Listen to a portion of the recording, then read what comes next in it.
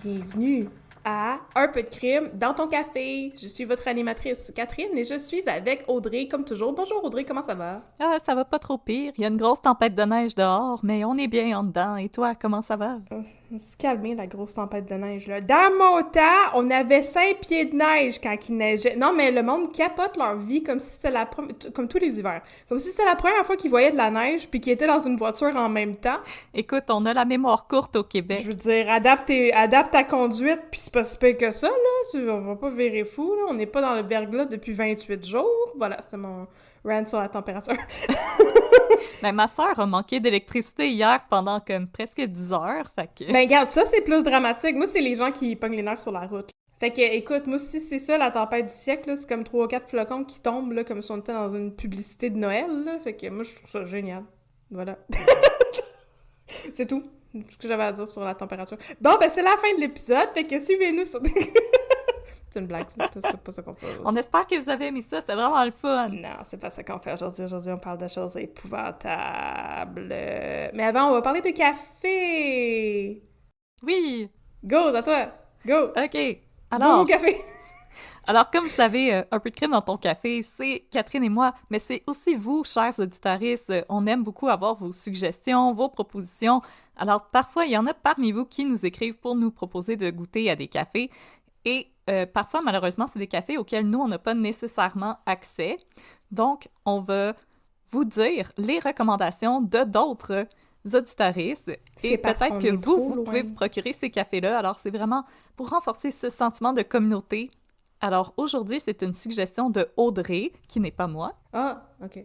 qui nous recommande le Café des Chèvres Dansantes, qui se situe en Gaspésie. Alors, c'est le Café des Chèvres Dansantes, torréfaction artisanale. Malheureusement, je peux pas vous en dire plus parce que la dernière fois que j'étais en Gaspésie, j'avais 12 ans. Ouais, moi, ça fait 12 ans à peu près la dernière fois que je suis allée en Gaspésie, donc tout est dans tout. Elle n'avait que des bonnes choses à nous en dire. Alors, si vous êtes dans le bout de la Gaspésie, nous vous recommandons le Café des Chèvres Dansantes qui ont un très beau site internet. Alors, rendez-vous Café des Chèvres Dansantes en Gaspésie pour découvrir un autre coin de pays et d'autres cafés qui sont disponibles au Québec pour vous remettre sur le piton avant d'écouter des histoires de crimes bien déprimantes. Yeah! Ben, c'est juste... Ouais, c'est pas pire. Ben, ton histoire est très déprimante, mais elle est pas si longue que ça. C'est le côté positif, comme ça va faire bien mal pas longtemps. C'est ça, on va arracher le plaster vite. Oui, c'est ça, c'est ça. On va t'arracher toutes les dents, après c'est fini. Écoute, Après, tu peux retourner une chez vous façon de le voir. manger du pudding. Oui. Parfait. Fait que de quoi qu'on parle aujourd'hui? Là, faut qu'on enfile toutes nos jokes maintenant, parce qu'après ça, on sera plus vraiment capable, malheureusement. Fait que là... Parce qu'après, ça va être vraiment déprimant. Alors aujourd'hui, je vais vous parler de Jocelyn Hott, le tireur d'élite de la GRC. Là, je vais vous faire des avertissements tout de suite. Ça va être un cas... comme tu l'as mentionné, Catherine, dans un épisode précédent, on a pas mal déjà fait les cas plus divertissants. On est rendu au cas un peu plus tragique et triste et violent. Alors, je voulais tout de suite vous mettre en garde que c'est un cas qui va parler de violences faites aux femmes, de violences conjugales, de féminicide, de problèmes de santé mentale et de slut-shaming, parce que le début des années 2000, c'était toujours pas le meilleur temps pour être une femme. On pense qu'on arrive dans une époque un peu plus cool, mais non, pas pantoute. Et je tiens à vous rappeler que si vous avez besoin de ressources, il y a le site sosviolenceconjugale.ca. Leur numéro de téléphone, c'est le 1-800-363-90-10. Leurs services sont offerts 24 heures sur 24, 7 jours sur 7. Alors, si vous ou une personne de votre entourage a présentement besoin d'aide avec une situation de violence conjugale, n'hésitez pas à faire appel au service de, je répète, sosviolenceconjugale.ca. Vous n'êtes pas seul et on vous aime beaucoup, donc n'hésitez pas à aller chercher ces ressources. Alors, mes sources pour aujourd'hui, un épisode de Un tueur si proche qui est passé à Canal D. Ah, ça, c'est bon, c'est un tueur si proche. Mais je tiens à dire, par exemple, le étrange choix de mise en scène, parce que quand l'épisode commence, on voit la personne qui joue le rôle de Jocelyn Hott et la personne qui joue le rôle de Lucie se déshabiller lentement en avant du gars qui joue Jocelyn Hott. OK. Ensuite, on a Christiane Desjardins et André Cédillo qui avaient suivi l'affaire pour la presse. On aime ça, la presse. Et un chapitre dans le livre Les grands procès de Daniel Proulx, notre cher ami Daniel Proulx. Mais c'est dommage le fun! Tant mieux. Bon, bonjour, Daniel. Il est toujours la bienvenue parmi nous, ce cher Daniel Proulx. Oui, il sait pas, mais il l'est. Peut-être ses oreilles cils. Ah, puis aussi, je voulais juste mentionner qu'aujourd'hui, il va y avoir des commentaires sur les forces de l'ordre, la police. Sachez qu'on parle de cet individu en particulier. Les débats sur la police, c'est compliqué et on va essayer de pas trop rentrer là-dedans. On va faire ça quand on va parler de Freddy Villanueva. Faire des débats sur la police. OK, non. On fera pas ça. On fera pas ça tout de suite non plus, c'est trop déprimant. Alors, Catherine, si tu es prête, je vais mettre un peu de crime dans ton café. Oui, je suis prête. Avec l'histoire de Jocelyn Hott, tireur d'élite. Le soir du 23 juin 2001, Pierre Mainville se rend avec un ami, David Savard, chez son cousin à Laval pour y célébrer la Saint-Jean-Baptiste. C'est là qu'il va faire la rencontre de Lucie Gélina, une amie et voisine de son cousin. Lucie, elle agit d'une manière un peu étrange, nerveuse. Chaque fois qu'elle passe devant la fenêtre du salon, elle va se mettre à quatre pattes, comme si elle cherchait à se cacher. Pour expliquer ses agissements, Lucie dit à Pierre que son ex-conjoint est tireur d'élite pour la GRC et qu'il pouvait facilement abattre quelqu'un à travers une fenêtre. Mais c'est donc bien inquiétant, ça, comme début de conversation avec quelqu'un. En passant, fais attention aux fenêtres. Ouais, c'est ça. En passant, faut se promener à quatre pattes dans le salon parce qu'il y a peut-être mon ancien chum fou avec un gun qui nous regarde dehors. Fait que si tu vois une petite lumière rouge, c'est pas pour jouer avec mon chat. Oh! Oh non! Caramel! Mais justement, Pierre Mainville, il trouve ça exagéré, même drôle à la limite. Je le cite, « Je me disais qu'un policier, ça tire pas sur du bon monde. » Sur du beau monde non plus. Sur du beau monde non plus. Non, juste sur du mondelette. Non, c'est une blague. Quelques heures plus tard, Pierre serait atteint d'une balle à l'omoplate droite qui le laisserait paraplégique. Ben voyons donc! Son assaillant, l'ex de Lucie Gélina, Jocelyn Hott, tireur d'élite pour la GRC. Ben voyons donc! On est plongé en plein dedans le bain. Et le bain est bouillant. Et ça va pas aller mieux. Je m'excuse. Oh non! Alors, petit retour dans le temps. Jocelyn Hott et Lucie Gélina se sont rencontrés dans un bar de Saint-Hyacinthe à l'été 1995. Hott est nouvellement divorcé après avoir passé 22 ans et eu 3 enfants avec Louise, son premier amour qu'il avait commencé à fréquenter alors qu'il n'avait que 13 ans. Le couple n'a pas encore 18 ans quand ils mettent au monde son premier enfant. Pour sa part, Lucie est également séparée et mère de 3 enfants qui sont âgés entre 8 et 14 ans. Ils ont tous les deux un passé trouble, marqué par la tragédie.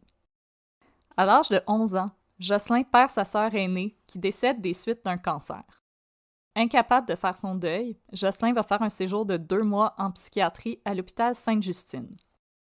À sa sortie, il est envoyé à un centre pour jeunes garçons en difficulté où il va demeurer jusqu'à l'âge de 13 ans. Quant à elle, Lucie Gélina a été adoptée à l'âge de 3 mois. À l'âge de 9 ans, son père adoptif, Émile Gélina, est abattu de 3 coups de feu par un voisin. Lorsqu'elle atteint l'adolescence, Lucie va tenter de reprendre contact avec sa mère biologique, mais l'entreprise va s'avérer un échec. Sa mère biologique n'est tout simplement pas intéressée à la revoir, elle et son frère. Oh non! Oh, pauvre Lucie! Quand elle rencontre Jocelyn Hott, Lucie Gélina travaille comme préposée aux bénéficiaires. Jocelyn Hott, lui, a toujours rêvé de travailler pour un corps de police. Plus précisément, il voulait travailler pour la GRC. Il va passer haut la main l'exigeante batterie de tests physiques et psychologiques requises pour entrer à la GRC et, à l'âge de 25 ans, va se voir attribuer les fonctions de gendarme spécial. Nice! Qu'est-ce que ça fait un gendarme spécial? C'est comme dans la chanson de Radio Radio. C'est ça que j'allais dire. Des enfants spéciaux. Mais lui, c'était un gendarme On spécial. est des gendarmes spéciales. OK, mais encore, ça fait quoi pour vrai, un gendarme spécial? Ça doit être l'élite ou quelque chose comme ça. OK. Pendant 3 ans, il va être affecté à monter la garde sur la colline parlementaire à Ottawa. C'est pour ça qu'il est spécial. Pas n'importe qui peut faire ça. Non, hein? Mais remarque que dans ce temps-là, il n'y avait pas de camion dans les rues à Ottawa.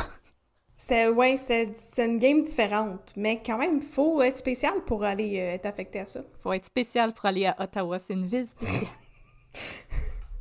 Alors, il va assurer la surveillance des résidences officielles des élus et des différentes ambassades. Quelques années plus tard, Jocelyn est promu au grade d'enquêteur. Dans ses nouvelles fonctions, il va être transféré au bureau de Saint-Hyacinthe, où il va monter une opération d'envergure dans le monde des stupéfiants. Nice. C'est stupéfiant! Les stupes! Ah, c'était stupéfiant, cette opération! C'est stupéfiant, cette opération! OK, parfait. Jocelyn va cependant crouler sous la pression et les nouvelles responsabilités en lien avec son nouveau poste, et bientôt le couple qu'il forme avec Louise commence à se détériorer. En décembre 1993, Ott annonce à Louise qu'il la quitte, elle et les enfants, parce qu'il est tombé amoureux d'une de ses collègues de la GRC. Cette dernière lui fait cependant comprendre que ses sentiments ne sont pas mutuels et qu'elle n'est pas intéressée par ses avances. C'est quand même tout un move de quitter sa femme, quitter sa conjointe avant de savoir si l'autre personne est intéressée par toi. C'est comme, je vais quitter ma job et ensuite devenir, justement, tireur d'élite alors que je n'ai aucune formation en armes. J'espère que la GRC va me prendre. Fingers crossed! Fingers crossed, on espère! On sait pas!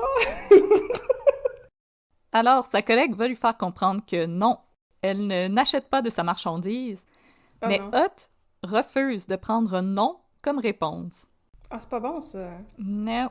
Toutes les comédies romantiques qui nous ont enseigné ça, malheureusement. Mais toutes les comédies romantiques nous ont enseigné qu'un non, ce n'est que le début de des péripéties. Mm-hmm. Pendant 6 mois, il va appeler la jeune femme sans relâche et va même aller jusqu'à cogner chez elle à quelques reprises. La jeune femme va finir par déposer une plainte contre Ott à la GRC pour harcèlement sexuel. Ouais, c'est ça que j'allais dire. C'est pas... Tu veux pas quelqu'un de même pour être un gendarme spécial et un enfant spécial devant le Parlement, là. Il me semble la GRC aurait dû allumer une petite lumière de four. Mais Ott va riposter et déposer une plainte contre sa collègue pour comportement indécent en public. Fuck off, voyons donc. Non, c'est pas toi qui fais une plainte, c'est moi qui fais une plainte contre toi. J'ai fait une plainte en premier, c'est moi qui ai gagné. Ouais, voyons donc. Dans sa plainte, Ott affirme que sa collègue a eu des relations sexuelles avec un policier de Belleuil dans les toilettes d'une brasserie pendant un party de Noël de bureau en 1993. Ouais, mais y a rien qui a rapport avec rien dans cette histoire-là. Puis là, newsflash, les gens ont le droit d'avoir des relations sexuelles si tout le monde est consentant, majeur et vacciné. Ouais. Puis je veux dire, un party de Noël, c'est pas comme la personne fait semblant d'aller travailler avec son partner, puis au lieu de faire de la patrouille, ils sont allés baiser dans leur char de patrouille. Tu sais, je veux dire, c'est pas comme sur les heures de travail, je vois pas le problème. Mais je veux dire, oui, les toilettes d'une brasserie, mettons, c'est un lieu public. Ouais, peut-être. Ouais, ok, peut-être, ouais. Mais moi, j'ai des raisons de croire que cette plainte était aussi réelle qu'un film de Walt Disney. Oh non. T'es en train de me dire que les films de Walt Disney ne sont pas comme la réalité? Ah mon Dieu! Baby! Bonne nouvelle. Oui. Aux gens qui sont en train de pogner les nerfs à la maison, la plainte de Ott va être rejetée, mais celle de sa collègue retenue. Fait que, yeah, victoire pour les femmes! Yeah! Victoire pour les brasseries! Bravo la GRC! Bravo! Vous avez écouté une femme! Yeah! Les 2 agents de la GRC vont être mutés dans des détachements différents au mois de mars 1994. Et là, déconfit, Jocelyn Ott va retourner auprès de Louise et de ses enfants. Excusez, finalement, ça a pas marché. Mais comment qu'il a fait pour être avec quelqu'un pendant 22 ans avant ça? Mon Dieu, Louise est une sainte. Elle devait être vraiment très patiente comme femme, parce que ses comportements me semblent un petit peu excessifs, les comportements de M. Ott. On n'est pas rendu au procès, fait que je vais te demander d'attendre avant de parler, de dire des choses gentilles sur Louise. D'accord, pardon. Moi, j'assumais qu'elle était une victime dans cette histoire, mais faut pas make an ass out of you and me, comme disent les Anglais. Mais, je sais pas, Louise, c'est un personnage que j'ai un peu du mal à comprendre. Mais les gens sont complexes. Les gens sont complexes, they contain multitudes. Ah oui, parfait, on continue. Alors après ces échecs amoureux, Jocelyn Hutt va tomber dans une dépression profonde qui va être marquée par des crises de larmes et des comportements suicidaires. Oh non. Incapable de continuer à vivre avec Jocelyn, Louise va le quitter à son tour et l'agent de la GRC va sombrer encore plus profondément dans la dépression. C'est pas toi qui me quitte, c'est moi qui te quitte. C'est encore ça! C'est pas toi qui fais une plainte, c'est moi qui fais une plainte. Ok, oui. Après un arrêt de travail, Jocelyn Hutt recommence à travailler à la GRC, mais il est désormais affecté à des tâches administratives censées provoquer moins de stress. En raison de ses idées suicidaires, la GRC va lui retirer ses armes et Jocelyn va passer ses journées à rédiger des rapports sur ses collègues qu'il soupçonne de trahison ou de lui vouloir du mal. Ok. Puis le suivi psychologique du programme d'aide aux employés, il arrive quand là-dedans? Parce que pourquoi? Ouais, c'est une grosse question que j'ai eue tout le long ça vient de... d'où cette accusation-là? Je sais pas si dans les années 90, la santé mentale des policiers, c'était pas encore quelque chose qui existait, mais... Non, ça a été inventé en l'an 2000. Avant, ça n'existait pas la santé mentale des hommes. C'est comme l'éthique à la SQ, là, dans notre épisode de Charles Marion, qu'on est comme... Quand est-ce que ça a été inventé, c'est après l'éthique? 1977. C'est comme les mimes, tu sais. Ça a été inventé en 78, puis en 77, il y avait Charles Marion. Exactement. Oui. Alors, Jocelyn Hutt, j'ai pas plus d'informations là-dessus, mais ça disait qu'il s'est soigné, donc j'imagine qu'il y a eu un suivi psychologique ou qu'il a été mis sous médicaments. Ouais.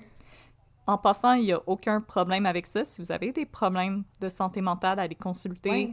prendre des médicaments, il n'y a aucun... il ne devrait pas y avoir de stigma autour de ça. C'est super correct. Il faut se soigner. Mais non, c'est ça. C'est super important. Exactement. Si vous avez besoin d'aide, allez la chercher. Il n'y a aucune honte à avoir besoin d'aide. On vous encourage même à le faire. Il n'y a vraiment aucun problème. Puis il faut être plus ouvert aussi sur ces questions-là de santé mentale. C'est super important de se soigner. Ben oui, c'est important. Puis il faut normaliser ça aussi, puis en parler, parce que c'est rare dans la vie que le monde complote contre toi. Tu sais, fait que si t'as l'impression qu'il y a ça qui arrive, peut-être que... T'aimerais peut-être aller en jaser avec quelqu'un. Oui, pour voir si tes craintes C'est sont super fondées. correct. Mettons, une personne extérieure va être en mesure de te dire ça. Que vous soyez policier, chef cuisinier, peu importe, allez consulter. Il n'y a aucune honte, il n'y a aucun problème. C'est parfaitement normal d'avoir besoin de consulter, d'avoir besoin de parler. Moi, je pense que le staff de salade du Boston Pizza, ils volent tout mon fromage. Je suis pas capable de faire mes pizzas comme du monde, c'est tout de leur faute. Non, Benoît. Non, Benoît. Va consulter. Alors, en 1995, la GRC va juger que Jocelyn Hutt est apte à reprendre ses fonctions. Et c'est également à cette époque que Jocelyn Hutt va faire la connaissance de Lucie Gélina. Mais la lune de miel va être de courte durée. À une de ses collègues et amies, Lucie va se confier souvent. Elle dit que Hutt est jaloux, contrôlant et possessif, qu'il exige de voir les appels qu'elle reçoit sur sa pagette, que Jocelyn Hutt la questionne sur ses allées et venues ainsi que sur ses fréquentations. Lucie se sent anxieuse et à de nombreuses reprises, elle et Jocelyn vont mettre un terme à leur relation pour finalement la reprendre quelques jours plus tard. Après quelques tentatives de cohabitation échouées, Jocelyn finit par se louer un appartement situé à quelques kilomètres de celui de Lucie, à Sainte-Dorothée. En 1998, Jocelyn Hutt est affecté à la section VIP de la GRC. Il est maintenant en charge de la protection des personnalités canadiennes et d'agents diplomatiques. En tout, ils sont 110 agents chargés de protéger des politiciens canadiens et des dignitaires en visite au pays. Comme tous les membres de son unité d'élite, Hutt doit suivre un entraînement spécialisé. Conduite automobile avancée, maniement des armes à feu et techniques de surveillance. Pendant les élections fédérales de novembre 2000, Jocelyn Hutt va être assigné à la protection du chef du Bloc québécois, Gilles Duceppe. Le plus grand défi professionnel de la carrière de Jocelyn Hutt va arriver au printemps suivant, En avril 2001. Que s'est-il passé en avril 2001? Pas le 11 septembre. Pas encore le 11 septembre. Non, le poisson d'avril 2001. C'était le plus gros poisson d'avril ever. De tous les poissons d'avril. Qu'est-ce qui s'est passé en avril 2001? Je suis censée le savoir? Ben toi puis moi, on était un peu jeunes pour s'en rappeler. Là. Ouais. C'était le sommet des Amériques. Ben, on n'était pas là. On était... À notre défense, on n'a pas participé à ce sommet-là. Oh non, Ok, on oui. était un peu jeunes. On était en âge de faire le cocoton Cocoton. à la place, proche de Pâques. Alors, le sommet des Amériques s'est déroulé dans la ville de Québec. Ah, ben, effectivement, on n'était pas là, puis on était trop jeunes. Exactement. Pour ça qu'on s'en rappelle pas. Alors, pour les gens qui, comme Catherine et moi, étaient trop jeunes, pour ceux et celles qui étaient pas nés, ou pour ceux et celles qui donnent carrément pas le fuck, le sommet des Amériques, ça s'est déroulé du 20 au 22 avril 2001. C'était le lieu des pourparlers concernant la proposition de libre-échange des Amériques, ZLEA. Il s'agissait de la 3e rencontre entourant le processus de négociation après ceux de Miami en 1994 et de Santiago au Chili en 1998. Oh! Capsule historique. Ben, oui, je savais même pas qu'il y avait ça, une affaire de libre-échange en Amérique. Je savais juste que comme... C'est incroyable! Il y avait eu quelque chose qui s'était appelé le sommet des Amériques, mais j'avais zéro idée c'était quoi, alors voici. Ouais, dans ma tête, c'était juste comme le G7, ils font juste jaser pour le fun. Moi aussi, je pensais que c'était juste ça. C'était juste comme What's up? What's up, Il y a aucune décision l'Allemagne? importante qui se prend, ils font juste jaser. What's up, l'Allemagne? What's up, l'Italie? Hey! Yo, les Amériques! Alors, Cuba! alors là, puisque tous les chefs des gouvernements des Amériques, à l'exception de Cuba... Oh non, ben il était même pas là, Cuba. Reste dans ton coin, Je suis Cuba, on tellement va à te parler. côté de la traque, là. Pas les communistes. Hey, les maudits communistes, les rouges.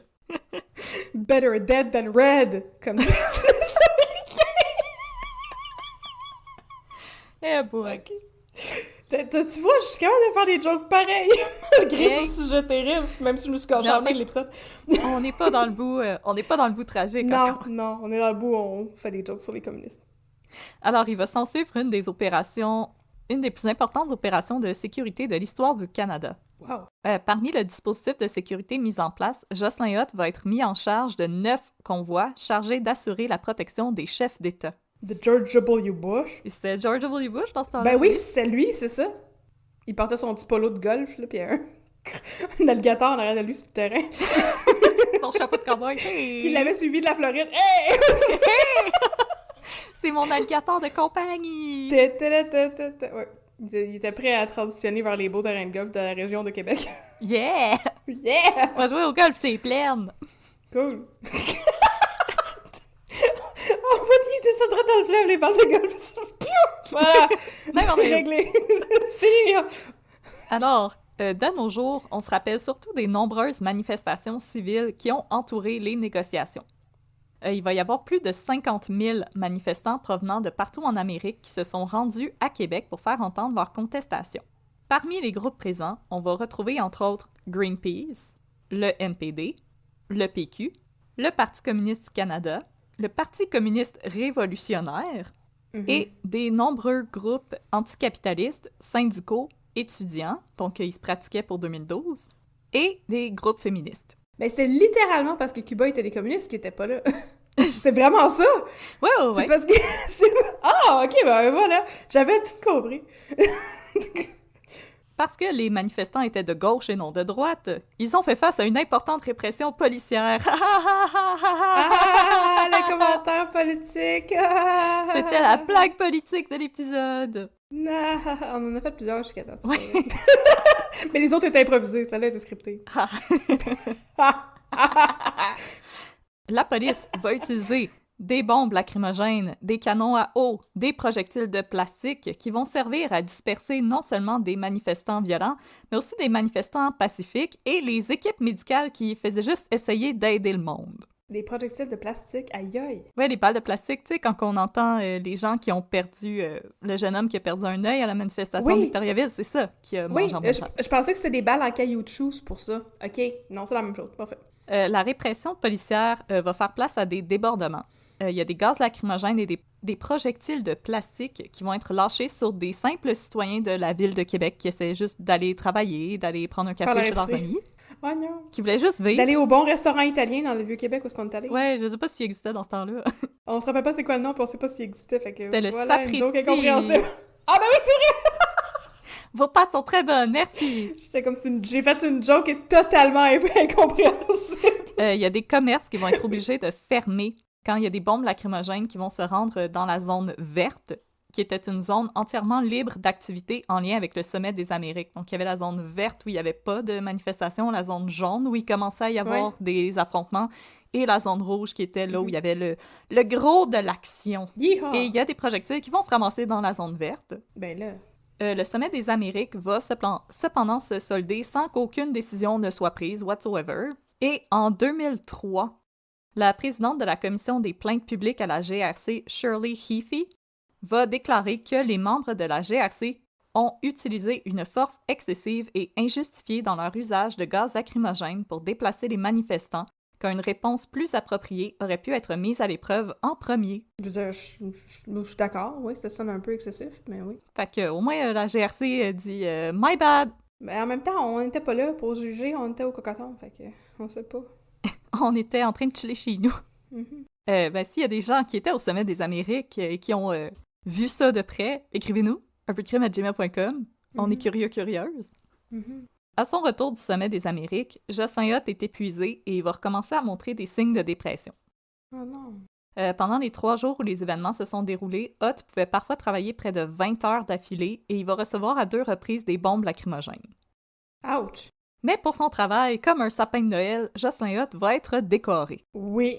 Mais son entourage va remarquer, contrairement à la GRC, que Hutt, il a de l'air à nouveau déprimé. Et le 30 mai 2001, Jocelyn Hutt va à nouveau rompre les choses avec Lucie, prétextant avoir rencontré une autre femme. Cette rupture va prendre la jeune femme par surprise. Jocelyn Hutt revenait de voyage, ils avaient passé une belle soirée ensemble au restaurant, tout avait l'air de bien aller.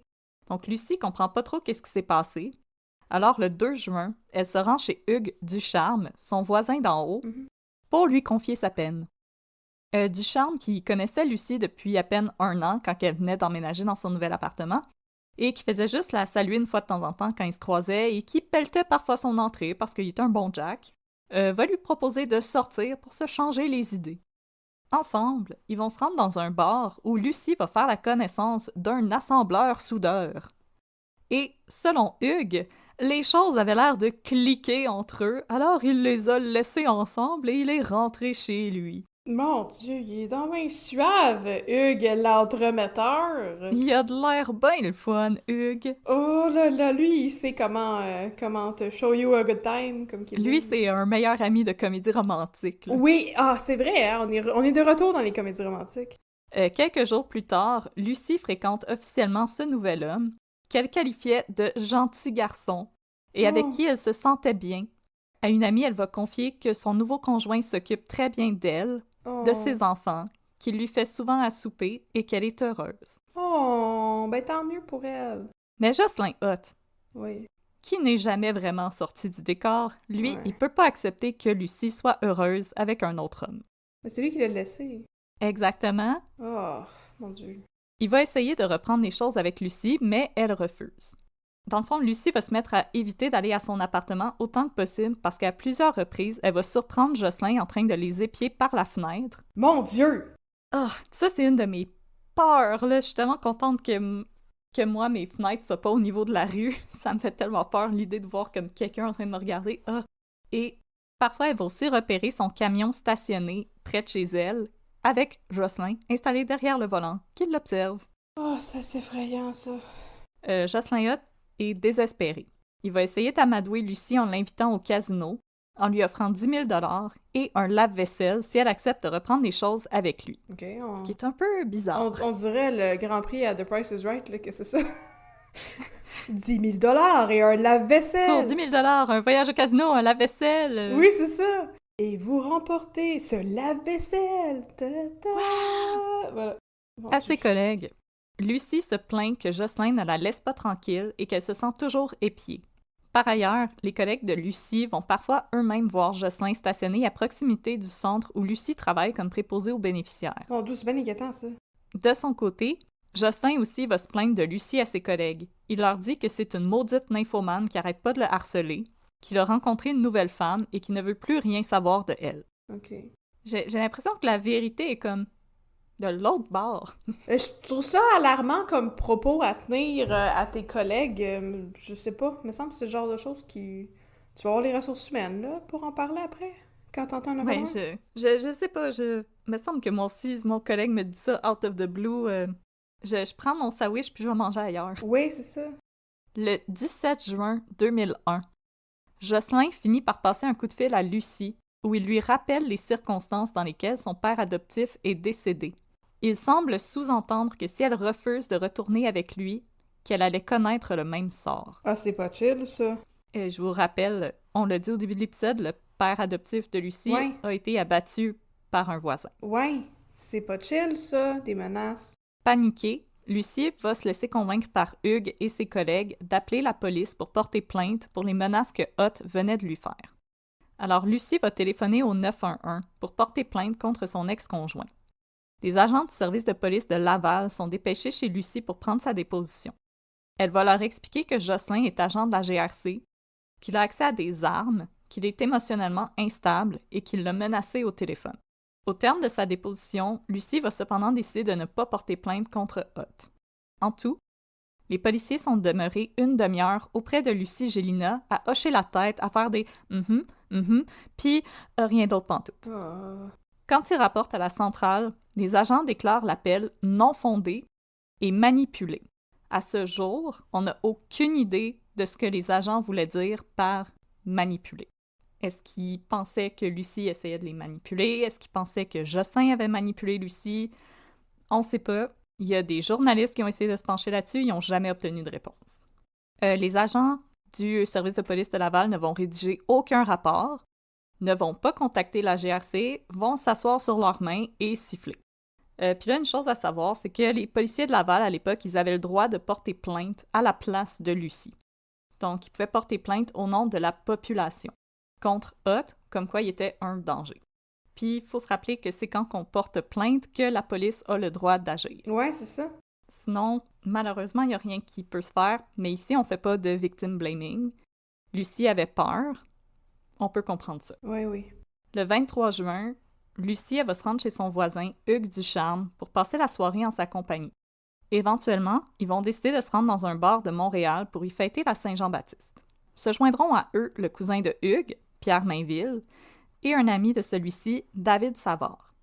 Une chose dont Lucie se doute, mais que les trois jeunes hommes ignorent, c'est que de l'autre côté de la rue, Jocelyn ôte les épis de son camion, stationné à proximité.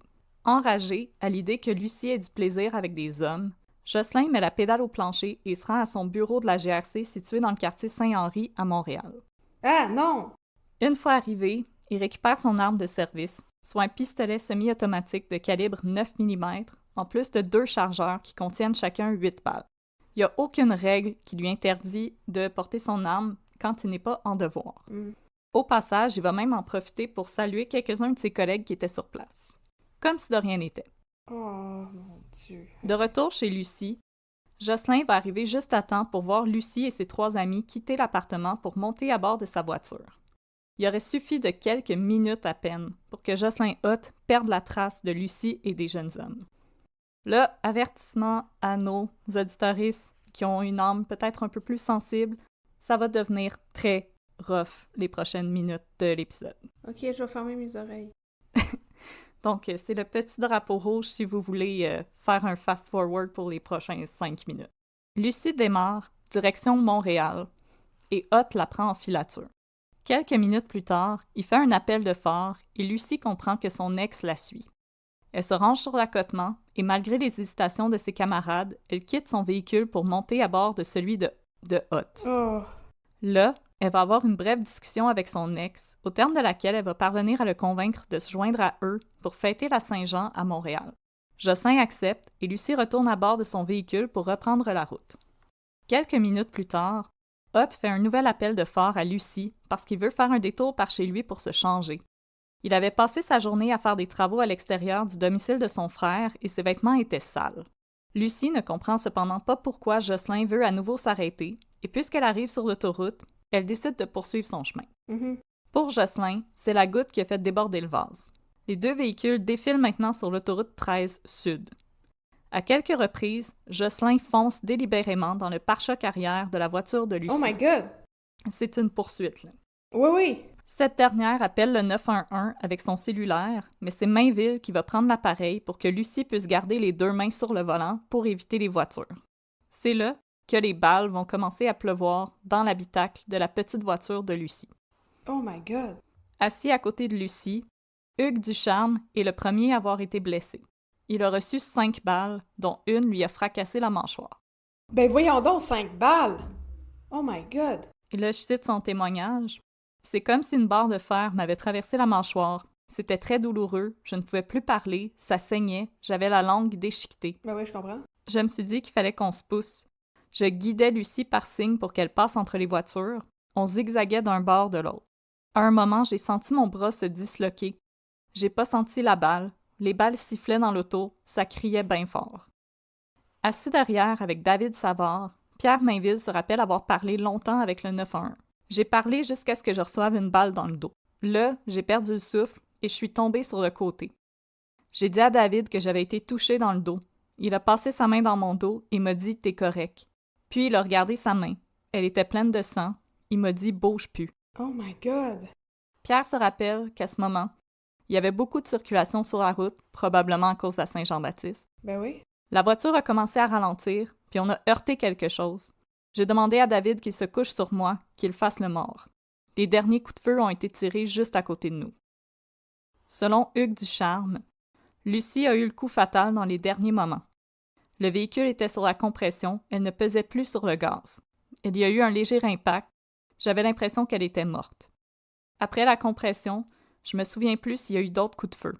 Tout ce que je voulais, c'était vivre. Je pensais à ma famille. Je me voyais pas mourir à ce moment-là, sans explication. Pas longtemps après, la police est arrivée. J'ai jamais été aussi content d'entendre des sirènes. Oh my God! Mais c'est terrible! Il les pourchassait sur l'autoroute en leur tirant dessus! Ben voyons donc! Puis la SQ pouvait rien faire parce qu'il y avait trop d'autos. Ouais. Comme la SQ, ils ont repéré la poursuite, mais ils pouvaient rien faire. Oh my God! Il aurait pu provoquer un encore plus gros accident. Ouais. En tout, 15 balles vont s'abattre sur Lucie, David, Pierre et Hugues. Au terme de l'affrontement, Hot s'est approché à moins d'1 mètre du véhicule de Lucie pour l'abattre d'une balle à la tête. Oh my God! La voiture de la jeune femme s'est écrasée contre un muret et s'est immobilisée. Les 4 passagers sont dans un état critique, mais par chance, les secours arrivent rapidement sur les lieux. 3 balles ont atteint Hugues Ducharme. David Savard a reçu 2 balles au bras gauche. Pierre Mainville a reçu une balle à l'omoplate droite qui a ensuite fracassé sa colonne vertébrale. Oh! Mais pour Lucie Gélina, il est trop tard. C'est elle qui a reçu le plus de balles, 5 au total. Une à la cuisse, une au bras, une à l'abdomen, une à l'épaule. C'est celle qu'elle a reçue à la tête qui l'a tuée. Ben oui. Avertissement, s'il y a des curieuses parmi vous, dans l'épisode de Un tueur si proche, on voit la voiture être analysée par les experts en scène de crime. Ouais. C'est quelque chose que vous voulez pas nécessairement voir. Oh non, ça doit être épouvantable. Sachez-le. Puis pendant l'épisode, on entend l'appel au 911 de Pierre Mainville. Ça aussi, c'est pas nécessairement quelque chose que vous voulez entendre. Ouais. L'appel est disponible même sur Internet, vous pouvez l'écouter. Il y a des choses dans la vie que c'est pas nécessaire de les écouter. Non, effectivement. Jocelyn Hott, il est en fuite. Les patrouilleurs de la SQ sont à ses trousses. Il va être intercepté quelques kilomètres plus loin quand il s'arrête dans une station-service pour s'acheter un 7-Up. Il est arrêté et amené au poste où il va être accusé du meurtre prémédité de Lucie Gélina et de tentative de meurtre sur Hugues Ducharme, David Savard et Pierre Mainville. Avant la tenue de son procès, Jocelyn Hott va être interné à l'Institut Philippe Pinel de Montréal pour y subir des évaluations psychiatriques. Hott est suspendu de ses fonctions, mais il continue de toucher son salaire. Ben voyons donc. C'est en novembre 2002 que va s'entamer le procès de Jocelyn Hott. qui est accusé du meurtre prémédité de son ex-conjointe, Lucie Gélina. Le nerf de la guerre, ça va être de déterminer si le meurtre était prémédité ou si Ott avait été atteint de folie passagère. Ah. L'ex-conjointe de Jocelyn Ott, Louise, va être appelée à témoigner. Selon elle, elle a bien reconnu les mêmes signes de dépression que Ott avait exhibés au temps de leur rupture en 1994, au printemps 2001, soit après le sommet des Amériques et avant le drame qui allait coûter la vie à Lucie Gélina. Selon elle, le 17 juin 2001, elle s'était rendue chez les parents de Ott avec leurs 3 enfants pour y célébrer la fête des pères. Ott n'allait cependant pas bien. Il allait se coucher, il pleurait beaucoup. À la fin de la journée, il aurait supplié Louise de l'aider parce que selon lui, Lucie le rendait fou. Louise aurait alors proposé à Jocelyn d'aller chez Lucie pour discuter avec elle, ce que Jocelyn a accepté. Elle aurait cependant rebroussé chemin quand, presque arrivée chez la victime, Ott l'aurait appelé sur son cellulaire pour lui dire de ne pas y aller parce que Lucie allait lui faire perdre tout ce qu'il avait. Petit rappel, le 17 juin, c'est le jour où Ott a fait des menaces à Lucie au téléphone, la veille qu'elle appelle au 911 pour le dénoncer. Dans son témoignage, Louise affirme qu'elle connaissait bien Lucie et qu'elle l'avait embauchée à temps partiel pour tenir un comptoir au marché 441. Elle a cependant regretté la chose parce que Lucie lui posait sans cesse des questions sur Jocelyn et sur ce qu'elle devait faire pour le garder satisfait au lit. Elle m'appelait souvent en pleurant pour me demander des trucs pour garder Jocelyn. À un certain moment, je lui ai dit de ne plus m'appeler. Selon elle, Jocelyn a souvent essayé de se débarrasser de Lucie sans jamais y parvenir. C'est Louise qui dit ça. C'est Louise qui dit ça. Fait qu'est-ce qu'elle essaie de faire passer Lucie pour une ex-obsédée? Ouais. Je suis pas sûre que j'aime ça. Le plan de la défense, c'était vraiment de faire passer Lucie pour une espèce de nymphomane obsédée avec Jocelyn Ott. Ben oui, c'est bien le fun d'être une nymphomane, là, mais je veux dire, c'est pas elle qui l'a pourchassé sur l'autoroute en y tirant des balles, là. Non, puis je veux dire... C'est quoi le rapport? Tu sais, être aux prises avec une personne obsédée, il y a des recours autres que l'abattre sur l'autoroute. Oui, effectivement. Comme même si ça avait été le cas, parce que moi, je m'excuse, là, toute la défense, moi, j'y crois pas 2 minutes. Il y a d'autres recours. Il était quand même policier. Je pense qu'il connaissait ces recours-là. Ouais. Puis comme, j'ai à dire, de mettre fin à une relation pour la reprendre quelques jours plus tard, c'est une technique de manipulation. La violence conjugale a plusieurs fois. Ouais, effectivement. La défense va aussi faire témoigner la mère de Jocelyn Ott, qui va raconter comment son fils a fait sa première dépression à l'âge de 11 ans, quand sa sœur aînée est décédée des suites d'un cancer. Elle va ensuite décrire Lucie comme une femme à problème qui aurait fait du chantage au suicide chaque fois que Jocelyn Ott la laissait. À son avis, Lucie l'accaparait trop et elle le rendait malheureux. Elle ajoute cependant que selon elle, Lucie avait un pouvoir sexuel sur Jocelyn. Ça m'a vraiment fait pogner les nerfs, ce témoignage-là. Tellement inutile, on s'en fout tellement. Effectivement. Un pouvoir sexuel, si bon. Pouvoir sexuel. Ouais, parce que le monde, ils ont absolument aucun libre arbitre dans la vie. Non, mais... Non. Parce que moi, la chose qui m'a comme frappée aussi, c'est que le procès de Cordelia Vio, le cas que j'avais fait pour le Podfest, oui.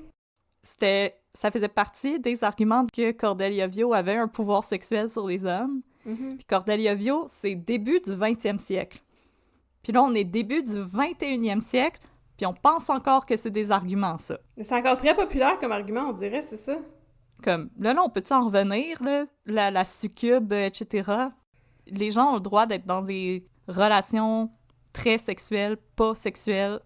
Ça n'a aucun rapport avec ce qui est arrivé, ça m'enrage. Mais non, parce que ça cautionne aucune violence, là, ça. C'est comme si... effectivement, ça fait juste perpétrer l'idée que mais nous, les femmes, on rend les hommes complètement fous et ensuite ils sont plus du tout responsables de leurs actions. Ce qui est pas vrai, pas en tout. Non, absolument pas. Ah, non, j'aime pas ça. Ensuite, Jocelyn Ott va témoigner.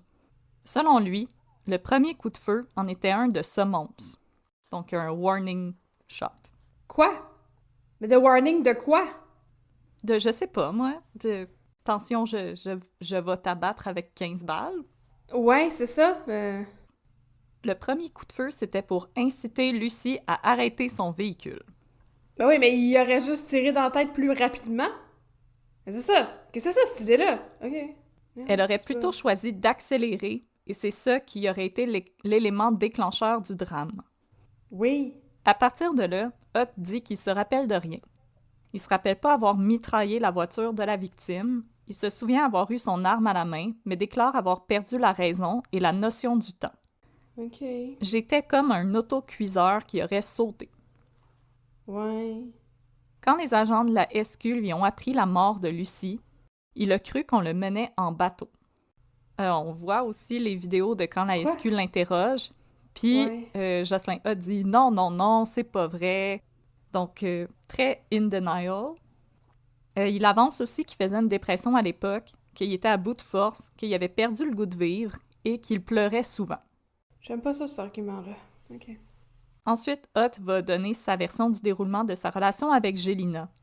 Il aurait tenté de mettre fin à leur relation à 4 reprises, mais sans succès parce que la jeune femme refusait de lâcher prise. Elle glissait des mots doux sous sa porte, l'attendait sur les lieux de son travail ou à la porte de son domicile. 3 semaines avant le drame, il a de nouveau rompu avec Lucie, mais le scénario s'est répété. Si bien qu'il a accepté de renouer, non sans se rendre compte que Lucie partageait déjà sa vie avec 2 autres hommes. Ça, c'est l'argument que j'ai de la misère à comprendre. Selon moi, les 2 autres hommes, c'était l'assembleur-soudeur, dont j'ai parlé plus tôt, Ouais. mais qui était le actual conjoint de Lucie, Ouais, c'est ça. et Hugues Ducharme, qui était juste son ami et voisin. Son voisin, c'est ça. Et la chose l'aurait rendu malheureux au point d'en perdre la raison. Le procureur de la Couronne, Maître Boutillier, va cependant soumettre Hutt à un contre-interrogatoire serré au cours duquel Hutt va se contredire à plusieurs reprises ou offrir des réponses évasives aux questions de l'avocat. C'est là qu'on va apprendre plus de détails sur le harcèlement dont son ancienne collègue de la GRC avait fait les frais en 1994. Pendant le contre-interrogatoire, Jocelyn Hutt se défend d'être un homme jaloux. Cependant, lorsque Maître Boutillier va le questionner sur une altercation ayant eu lieu entre lui et la jeune femme au palais de justice de Saint-Hyacinthe et un policier de Belleuil, Hutt va affirmer qu'elle est allée l'embrasser pour me provoquer. Elle m'a regardé et elle m'a souri. J'ai dit « La toilette est là, allez-y ». OK. Il a aussi ajouté qu'à une autre reprise, son ex-collègue serait allé le provoquer à la cage au sport. Quoi? OK. Je sais pas, il a volé des frites. Ouais, c'est ça. Donne-moi tes onion rings. Selon l'ancienne collègue de Hutt, le harcèlement de celui-ci n'aurait pas cessé après qu'elle ait porté plainte à la GRC et qu'ils aient été mutés à des unités de services différentes. Ah, tu m'étonnes. Tu m'étonnes! Bon, ben, c'est étonnant. À plusieurs reprises, celui-ci serait encore allé cogner chez elle et aurait même appelé la sœur de la jeune femme pour lui dire que sa sœur lui avait fait du mal et qu'il lui en ferait en retour. Ben voyons donc! Exténuée, la jeune femme a fini par demander à être transférée dans son village natal du Nouveau-Brunswick. OK, tant mieux pour elle. Là, elle a encore aperçu Jocelyn Hutt passer 4-5 fois devant son domicile à bord de son camion. Ben voyons donc, pour vrai?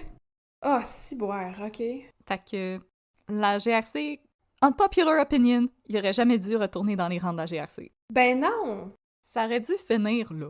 Oui, effectivement, parce que c'est vraiment abusif comme comportement, là. Tu sais, c'est une personne qui avait eu de l'entraînement pour faire des filatures et des choses comme ça, là. C'était la pire combinaison qu'il n'y avait pas, là. Mhm.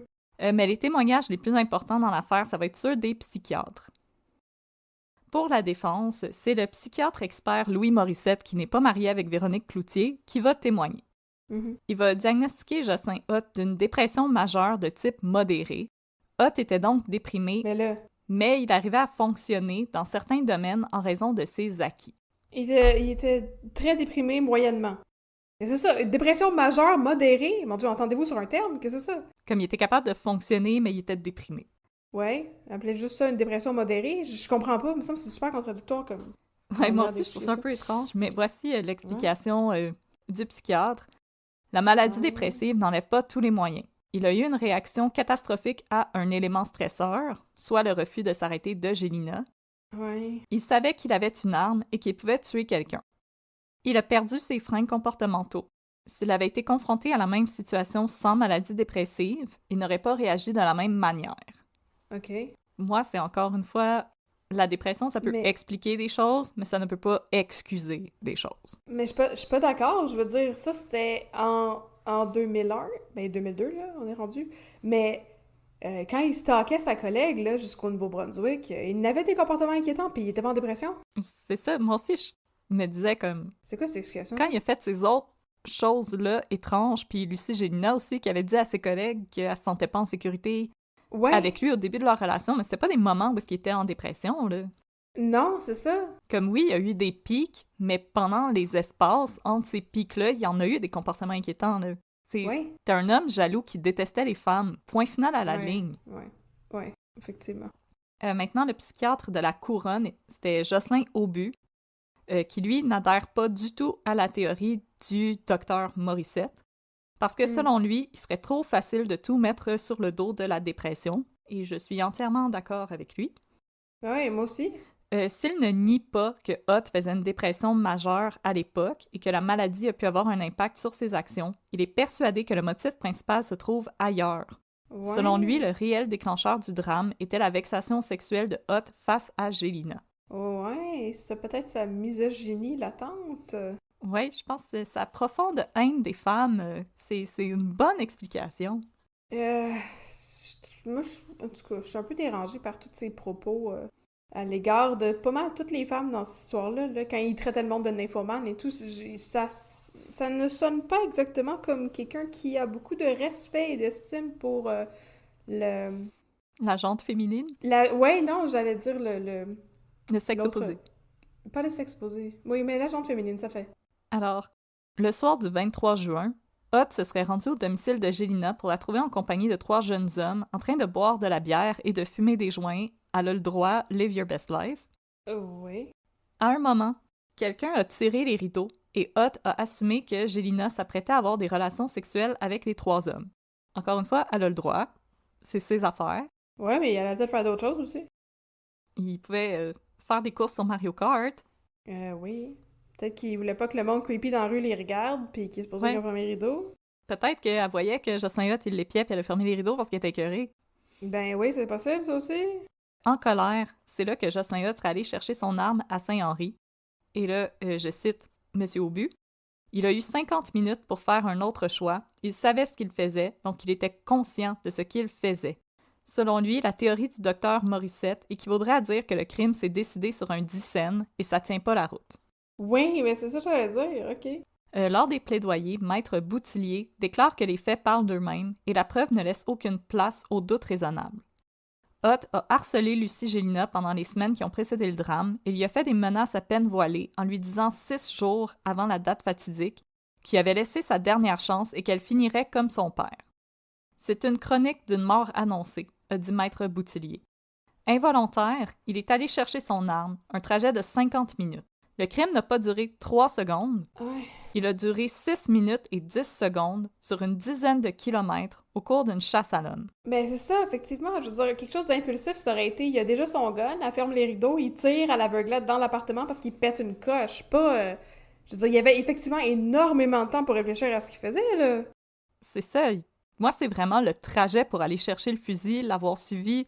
Puis quand il dit « Oh non, le premier coup, c'est un avertissement. OK, puis les 14 autres, c'était quoi? » Ouais, c'est ça, mais pourquoi même tu tirais un coup d'avertissement? Je veux dire, il était censé se suivre pour aller à un party de la Saint-Jean. Il n'y a pas question d'avoir une arme là-dedans, pantoute, là. Comment les autres étaient censés comprendre ce qu'il essayait de signaler? Ça n'a pas de sens. Puis je veux dire, il savait où est-ce qu'il s'en allait. Là. Il aurait pu juste aller se changer puis aller les rejoindre plus tard. Les deux avaient des cellulaires. Je sais que dans le temps, pas tout le monde avait des cellulaires, mais eux, il y en avait, là. Je suis pas d'accord. Pas d'accord, pas d'accord. Boutillier a dit Oh. Le crime n'a pas duré 3 secondes. Il a duré 6 minutes 10 secondes sur une dizaine de kilomètres au cours d'une chasse à l'homme. Il a tiré 15 balles. Ça n'y est pas venu comme ça parce qu'elle ne voulait pas se ranger sur l'accotement. Il l'a tué parce qu'il était incapable de supporter qu'elle voie d'autres hommes. Ça prend plus qu'une dépression pour arriver au meurtre. Ça prend des traits de personnalité. Ah, oui, Puis là, oui. moi, je suis comme gros applaudissements à Maître Boutillier. Oui, Wilfrid, de son prénom. Au terme des procédures, le juge Gomery, c'était le juge Gomery qui présidait cette affaire. Ah! De la commission Gomery, plus tard? Exactement. Ah, intéressant. Le juge Gomery va refuser que certaines preuves soient présentées au jury, composé de 7 femmes et 5 hommes. Entre autres, le juge Gomery s'interroge sur l'intégrité du témoignage des 2 policiers de Laval qui se sont rendus chez Gélina le soir du 18 juin 2001. Ah ouais. Ceux du témoignage manipulé, là? Ouais. Ah! Ouais, Ok. c'est deux agents super Oui. professionnels. Devant le tribunal, les agents Roofer et Sirois ont raconté que le soir où ils ont rencontré Lucie Gélina, elle voulait juste avoir des informations et elle n'était pas prête à porter plainte. Elle voulait pas nuire au travail de Hutt. Selon les agents, Gélina était calme, un petit peu inquiète, mais rien pour s'inquiéter. Mais 6 jours après avoir pris connaissance du drame, il y a un rapport qui est arrivé sur le bureau de leur commandant sur l'appel de Lucie Gélina. Étrangement, puisque les témoignages des agents contredisaient l'appel paniqué de Gélina au 911, le juge a choisi d'écarter la preuve. Le témoignage de l'ancienne collègue de Jocelyn Hutt va aussi être écarté, donc la femme qui avait harcelé Oh en non. 1994, parce que le juge craignait que Hutt ne soit jugé pour ses actions passées et non pour le crime qu'il a commis. Ouais, mais je trouve que c'est important que ça soit mentionné. Mais moi aussi, je trouve que c'est comme les graines qui nous ont menés à cet événement-là. Là. Je veux dire, c'est les signes avant-coureurs, selon moi. Là. On appelle ça un contexte. Voilà. Ouais. Alors, il y a 3 verdicts possibles. Meurtre prémédité, meurtre non prémédité ou homicide involontaire. Il n'y a aucune possibilité d'acquittement. Culpabilité majeure, mais modérée. C'est ça. Alors, Catherine, selon toi, le verdict?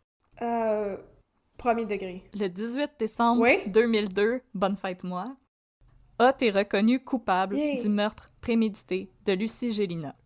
Il est également reconnu coupable de tentative de meurtre sur les personnes de David Savard, Pierre Mainville et Hugues Ducharme. Il écope d'un emprisonnement à perpétuité, sans libération conditionnelle possible avant 25 ans, plus des peines complémentaires de 20, 15 et 15 ans de pénitencier pour les tentatives de meurtre. Ouais, pourquoi pas? Good. I like that. Le juge Gomery ne ménage pas ses mots à l'endroit de Hutt.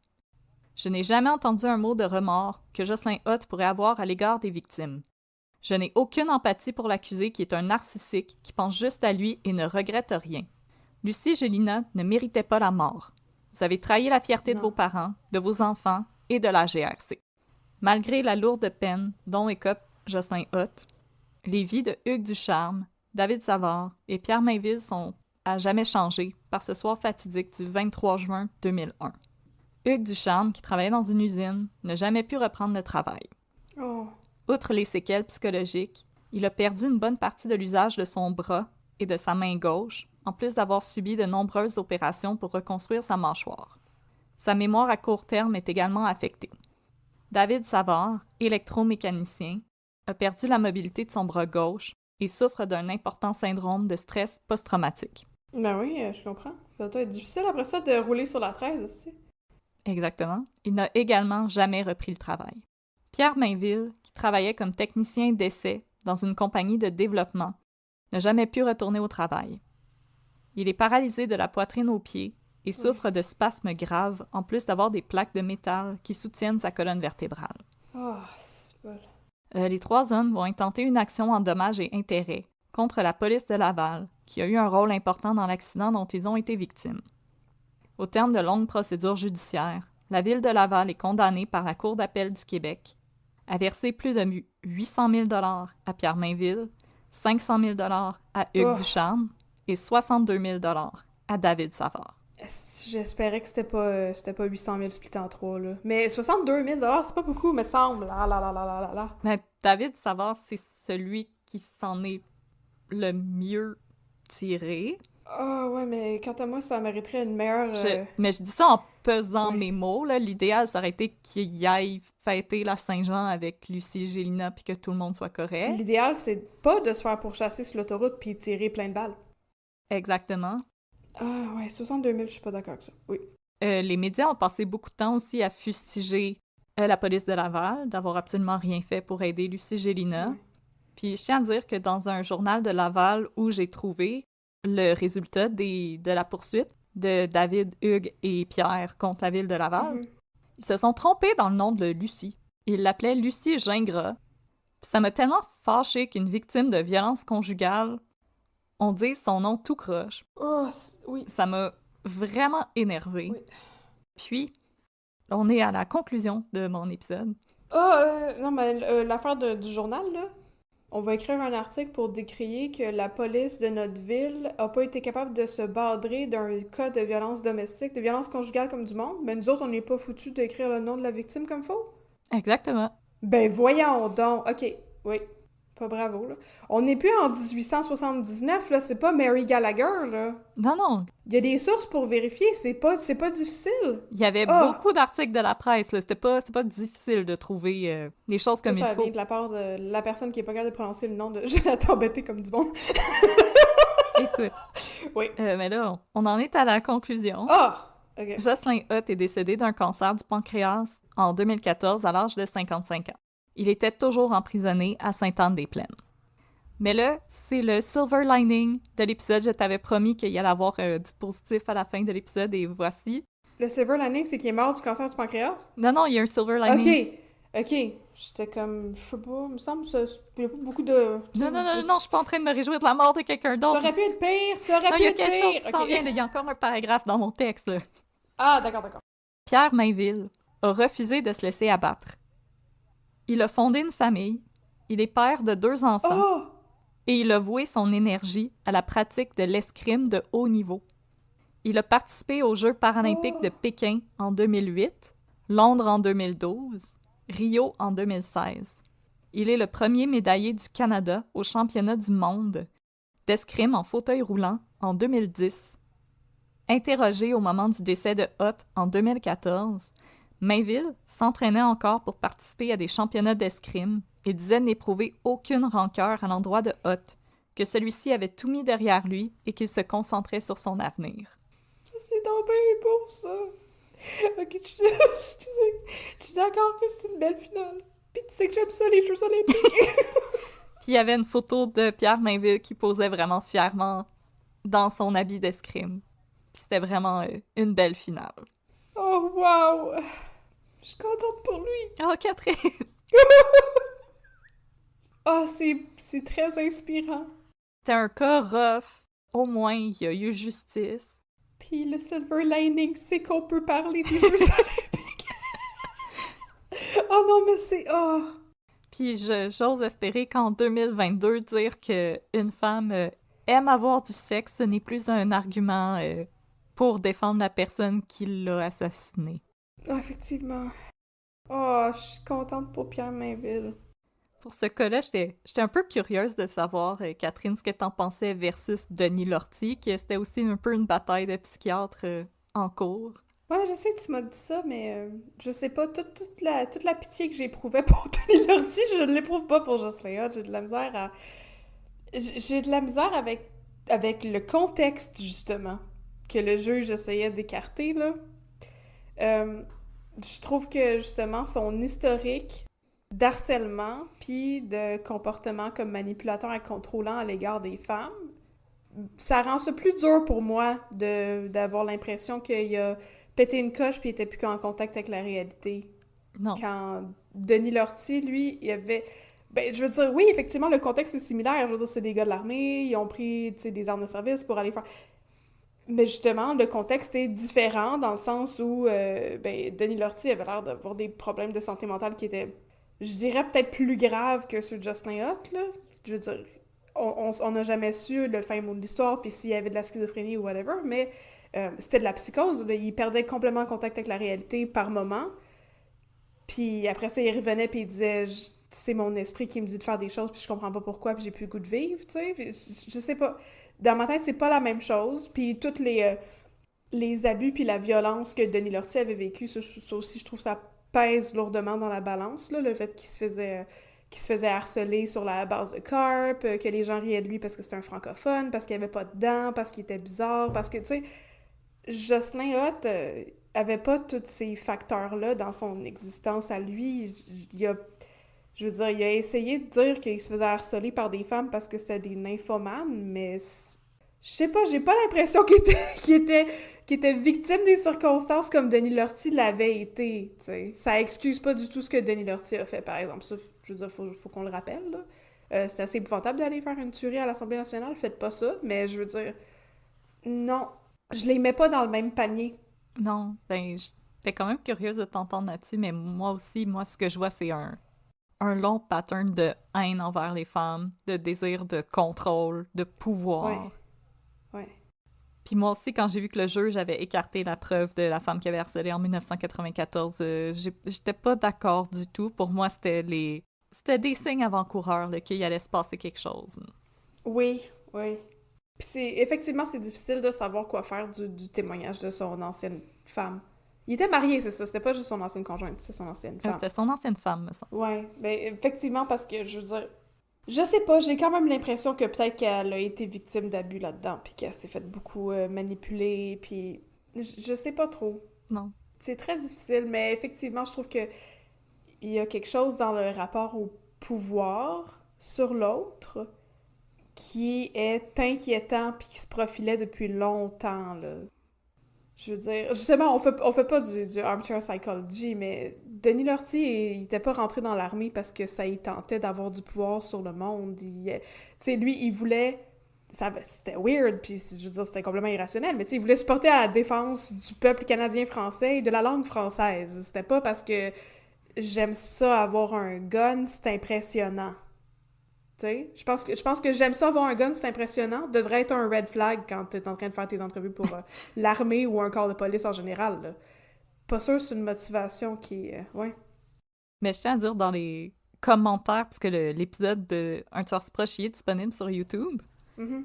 Puis dans les commentaires, c'était un peu ça qui revenait beaucoup. Les bœufs, c'est tout du monde avec un complexe de supériorité puis un gun. Nanana. Puis je me suis comme, wow. Là. Je pense pas du tout. Je pense qu'ici, on est plus vraiment dans un cas individuel d'une personne qui avait un problème avec les femmes.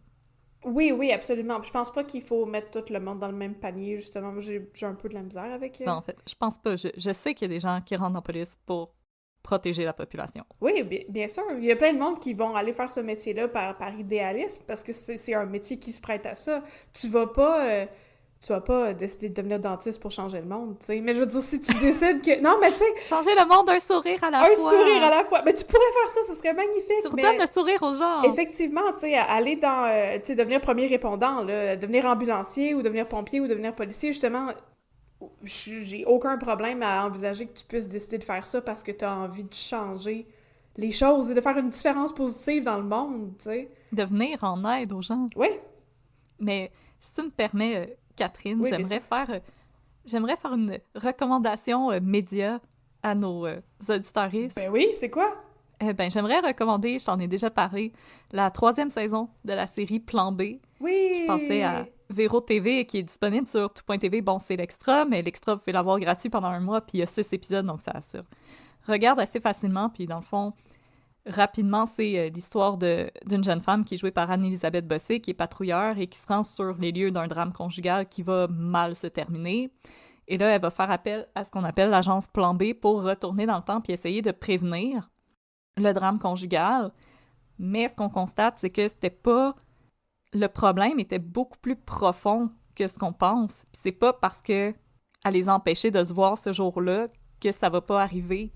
C'est pas parce que c'est pas arrivé mardi que ça arrivera pas jeudi. Ouais. Donc on voit vraiment à quel point c'est un problème avec des ramifications profondes et qui demande de l'aide et une volonté de changement. Ouais. Je trouve que c'était une série absolument magnifique qui montrait vraiment la violence conjugale avec beaucoup de nuances.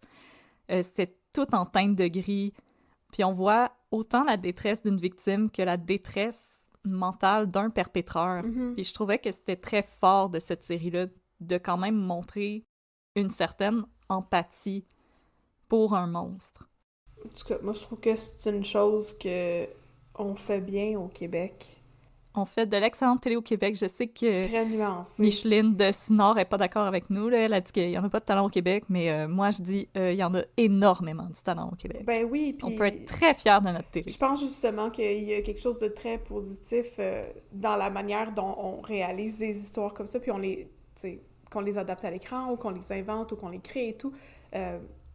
Dans les productions hollywoodiennes, les choses sont souvent très manichéennes, c'est très blanc ou noir, puis j'ai l'impression très justement... spectacularisé. Oui, effectivement, tout est super sensationnel, puis comme dans District 31. Non, mais non, mais tu sais, tout est super sensationnel, puis j'ai l'impression que on fait souvent...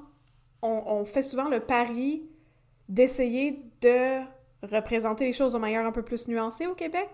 Puis honnêtement, moi, j'apprécie ça. Je trouve que c'est rafraîchissant. Mais il y avait un moment particulièrement marquant dans la série où Anne-Élisabeth Bossé va accompagner l'homme violent, qui est magnifiquement joué par Vincent Leclerc. Vincent Leclerc, qu'on aime d'amour. Séraphin, mon amour. Maudit qui est bon, cet homme-là. Elle va l'accompagner dans un centre pour hommes qui ont des problèmes de violence. Puis elle va croiser une femme qui travaille dans ce centre-là, puis elle fait le saut en la voyant.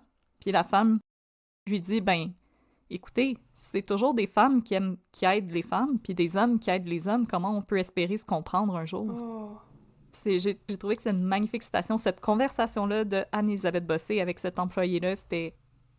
Juste ça faisait la série au complet, parce qu'elle lui disait aussi, imaginez la détresse que quelqu'un vit pour en venir à faire subir ça à quelqu'un. Oui.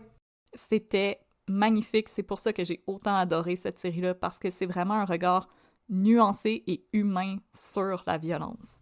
Oui, c'est rough. Oui, il y a des scènes de violence conjugale, mais ça vaut un visionnement. Honnêtement, c'est magnifiquement bien écrit, c'est magnifiquement joué par Anne-Élisabeth Bossé et Vincent Leclerc. Ça vaut vraiment un visionnement. Je trouve que c'est une super belle façon de finir cet épisode. Puis là, entre toi et moi, t'es-tu tannée de faire des féminicides ou t'es correct? Parce que si j'étais toi, je trouverais ça rough en tabarnouche. Ça fait combien de fois? C'est ton 3e cas? Non, plus que ça. Je veux pas parler de ma vie personnelle. J'essaie de garder comme une partie de ma vie pour moi, mais pour moi, il y a quelque chose de cathartique. Ouais. Parce que moi, je pense que c'est des histoires qui sont vraiment...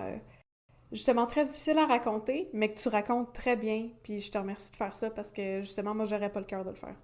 Je trouve ça trop difficile.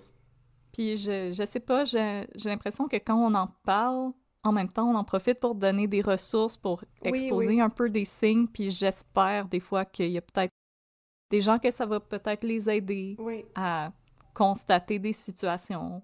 Puis comme je vous dis, allez sur le site SOS Violence Conjugale. C'est vraiment quelque chose de très smooth. Vous pouvez juste chatter en ligne avec quelqu'un. La personne ne va pas appeler la police pour vous, quoi que ce soit. Elle est là pour discuter, vous donner de l'information. C'est vraiment très en douceur. C'est une ressource d'aide. Donc, je vous invite à vous y rendre. Il y a un questionnaire aussi que vous pouvez remplir. Puis le questionnaire, chaque réponse à laquelle vous répondez vous explique pourquoi c'est un signe auquel vous devriez vous attarder. Ouais. Effectivement. Puis je trouve ça d'autant plus important que tu acceptes de faire ce travail-là parce qu'on sait, tu sais, statistiquement, que c'est beaucoup des jeunes femmes qui consomment du true crime puis qui nous écoutent. Puis justement, ça tape in dans l'idée que souvent, en tant que femme, on consomme des produits comme ça parce qu'on aime s'outiller.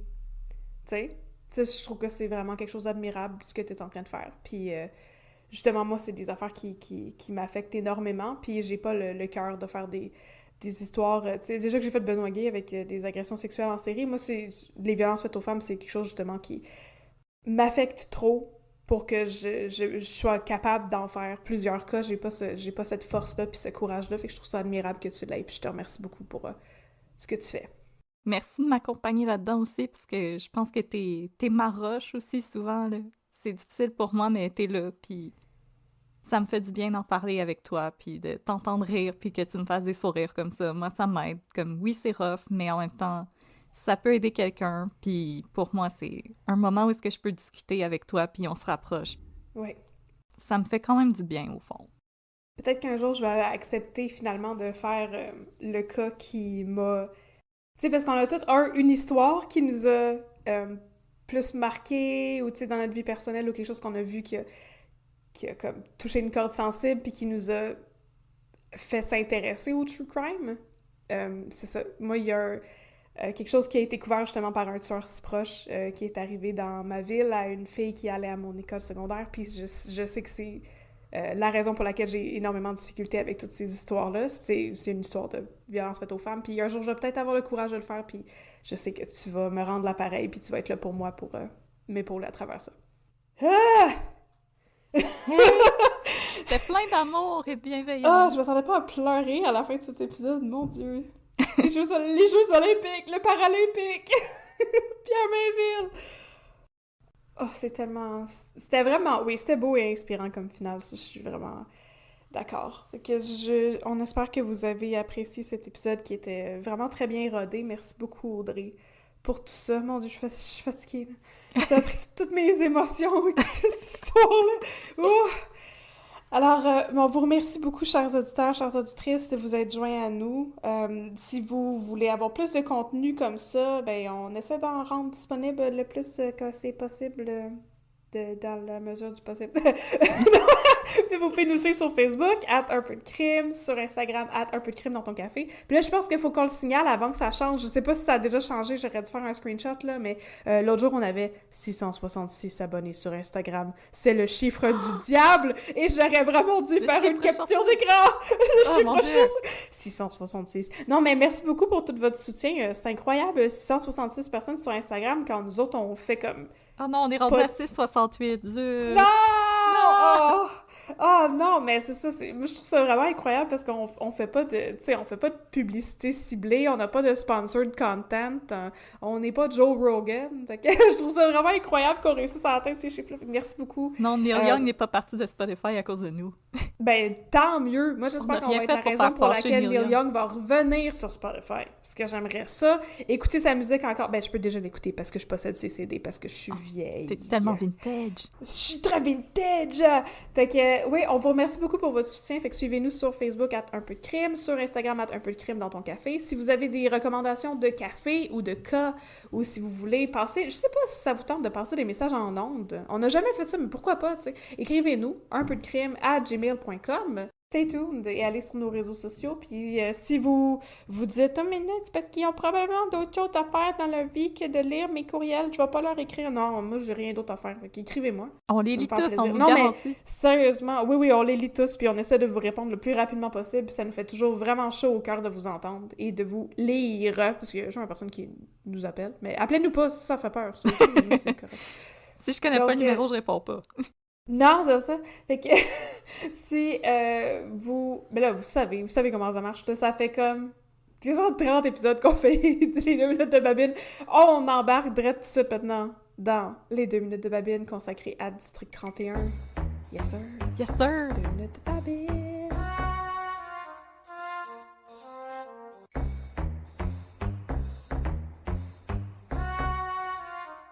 OK, mon chum. Ouais, partner, c'est qui? Là, j'ai une histoire à te conter, là. OK, attends, je m'assois. T'as-tu ta tasse du SPGM? Ah, je l'ai pas. Non, elle est dans le... Oh, mais en plus, je l'ai pas, elle est dans ma cuisine! Elle est dans la vaisselle! Ah, non! Parce que oui, maintenant, on a des tasses de SPGM. Merci, Mégane, on t'aime! Oui, Mégane nous a imprimé des tasses du SPGM. On en a maintenant pour accompagner. Yes, sir. On fait officiellement partie de la gang. J'ai une histoire à te conter. Je t'écoute. C'est l'histoire de Luc Dionne qui est pas capable d'inventer des noms pour des personnes jeunes. Tu m'étonnes. Fait que, il y a un jour une jeune détective, enquêtrice. On dit pas ça des détectives, je suis... Détective! Mais ils se promènent avec leur loupe. De détective! Ouais, on dit ça parce qu'il y a sergent détective. Ben, OK, donc une jeune détective enquêteuriste qui se présente au District 31. Elle s'appelle Morgane, parce qu'ils ont décidé que c'était comme un nom très connu pour Morgane, ouais, j'en connais. J'en connais pas! En tout cas, non, j'ai la fée Morgane, là, mais ça, c'était le Moyen-Âge. Mais donc Morgane se présente au District 31 et Morgane se présente à sergent détective Isabelle Roy, Hélène Bourgeois-Leclerc, et lui dit « Je suis une enquêteur qui fait de la cyber-enquête et je viens du poste 8 et mon commandant, Yves Tremblay, a demandé à ce que je sois transférée ici pour faire de l'enquête sur une histoire de pédophilie sur le dark web. » Parce que vous avez du meilleur Wi-Fi. Oui, c'est ça. Vous avez du meilleur Wi-Fi ici. La réception est meilleure dans le poste 31. Et là, Isabelle Roy dit, ben oui, bien sûr, c'est qui qu'on essaie de piéger, là? Fait que là, Morgane lui explique qu'elle est sur des forums de discussion du dark web à se faire passer pour une petite fille pour essayer de catfish des prédateurs sexuels. Comme, il me semble qu'il y a une émission aux États-Unis que c'était ça le principe, non? Ouais, c'était pas catfish, mais to catch a predator. Oui, To Catch a Predator, c'est ça. Fait que là, elle a fait un To Catch a Predator. Puis là, elle est en train de discuter avec un monsieur, là, qui, on va l'appeler Boom Boom 1, 2, 3, 4. Non, mais je me rappelle pas c'est quoi son nom. Fait que, elle jase j'ai entré avec... dans Boom Boom, c'est son grand retour. Oui, c'est son retour. Donc, elle discute avec Boom Boom 1, 2, 3, 4. Puis là, elle lui a dit qu'elle est une jeune fille de 14 ans. Puis là, tu sais... Ah, elle, elle aime bien ça, aller à l'école, puis mettre des petits élastiques dans ses cheveux. Non, mais je sais pas, tu sais, elle se fait passer pour une fille de 14 ans. Puis là, éventuellement, il lui dit, le gars, qu'il veut l'inviter chez eux pour, je sais pas quoi. Je pense que c'était genre regarder Game of Thrones, mais je suis pas sûre que tu montres ça à des enfants de 14 ans. Faire des courses sur Mario Kart. On va faire des courses sur Mario Kart ensemble. Fait que là, Morgane a dit à Isabelle Roy, super, à soi on va faire le Sting, tu sais, puis elle lui explique que Morgane, elle a une sœur qui a vraiment 14 ans, puis c'est elle qui est toujours comme le bait. Quand ils font des rencontres avec des pédophiles. Je sais pas c'est qui est-ce qui a cautionné ça, cette To Catch a Predator de fou, là. Fait que là, il envoie la petite fille, puis là, la police encercle la maison, puis comme dès que la petite fille rentre dans la maison, la police rentre dans le tas, puis arrête le gars, tu sais. Fait que là, la petite fille se présente à la porte, elle cogne à la porte, là, il y a un monsieur qui répond. C'est un monsieur... Non, non, c'est un monsieur, c'est ça, qui a l'air très quelconque, puis qui n'a pas une apparence de pédophile, parce que je sais pas trop de quoi ça a l'air un pédophile, mais c'est ça. Ça a l'air de bien des affaires, mais ça avait pas l'air de ça. Non, mais fait que là, il répond. Puis là, tu sais, comment c'est moi qui m'appelle Morgane? Je sais pas c'est quoi le faux nom qu'il donne. Je suis venue pour écouter Game of Thrones. Puis il est comme, ah, ben, je pense que tu t'es trompé d'adresse, tu sais. Puis il referme la porte. Oh non! Puis là, Morgane, elle s'en va vers Isabelle Roy, puis elle dit, on colle les gars pareil, on rentre, puis on arrête le monsieur. Puis Isabelle Roy est comme, ouais, mais la petite fille est pas rentrée dans la maison. Comme, techniquement, il a pas commis de crime. Il n'y a rien de mal. Non, c'est ça. Fait que là, Morgane call quand même les gars. Là, il arrête le monsieur.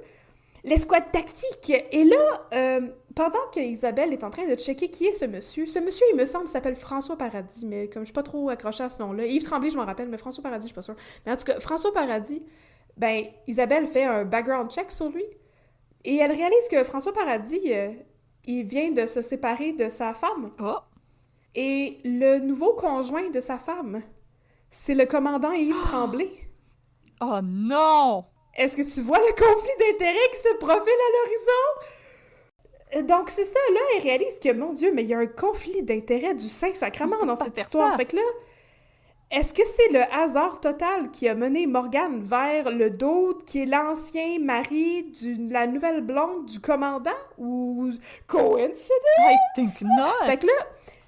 Fait que là, elle demande Isabelle Leroy demande à Daniel Chiasson, le commandant du 31, mais là, j'ai-tu le droit de questionner ce monsieur-là? Puis là, le commandant est comme, oui, mais faut pas faire ça n'importe comment. Fait que là, lui, il est assis au bord de la vitre teintée, tu sais, dans la salle d'interrogatoire et tout.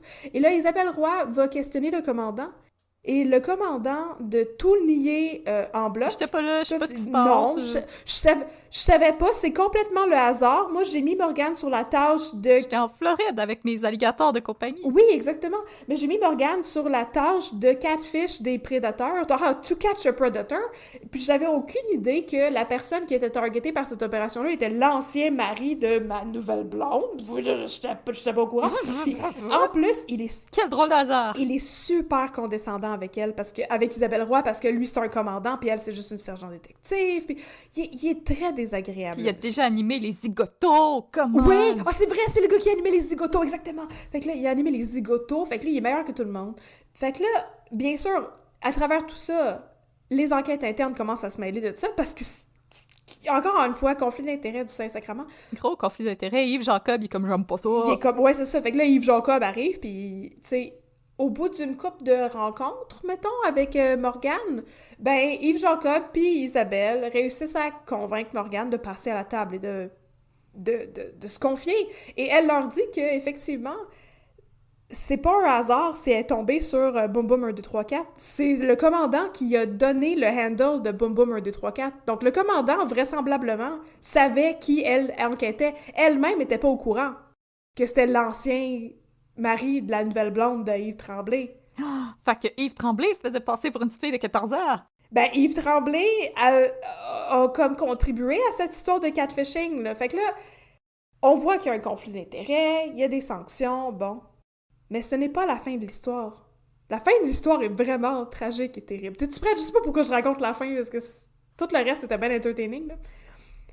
Mais c'était le voisin, il y a Poupou. Oui, il y avait toute l'histoire que c'est le voisin à Poupou aussi. Yves Jacob commence à investigate sur Yves Tremblay, le commandant, bien sûr, parce que là, maintenant, on sait que, écoute, à moins qu'il ait décidé qu'il allait enquêter le handle Boom Boom 1, 2, 3, 4 sans savoir pantoute c'est qui, il était au courant, là, qu'il demandait à son détective d'enquêter sur l'ancien mari à sa femme, tu sais. Puis là, un matin, il y a un tragique dénouement à cette histoire, parce que... ben, à force d'interroger François Paradis, ils comprennent que c'est pas un pédophile, c'est un monsieur qui s'ennuie de ses filles qui ont comme 13-14 ans, qui veulent plus parler avec lui depuis qu'il est séparé de leur mère. Parce que, justement, leur mère et le commandant Yves Tremblay, son nouveau conjoint, essaient de salir sa réputation. Puis là, il est plus capable de parler avec ses enfants, puis lui, il jase avec des petites filles en ligne parce que, ben, ça lui donne l'impression de comprendre c'est quoi la réalité des petites filles de 13 ans puis de pas perdre le contact avec ses propres filles. Ça reste weird.